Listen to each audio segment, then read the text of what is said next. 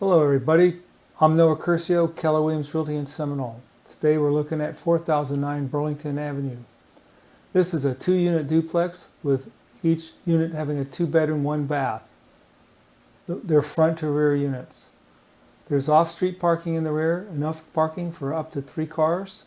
There's a storage shed also. The rear unit has French doors leading to the spacious backyard.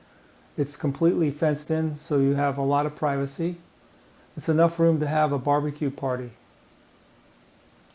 The front unit has the side yard with a patio. The property has been well maintained. The roof is 4 years old. The building has been recently painted. The air conditioner units are in good shape. The photo is of the rear unit with a large kitchen, open concept living room, dining room. The front unit is occupied. The tenant pays $1,200 a month. The rear unit is vacant and is waiting for a new owner or tenant.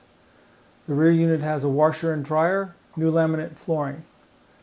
Due to the current coronavirus situation, the seller requests that the property be shown only to serious buyers. Proof of funds is necessary.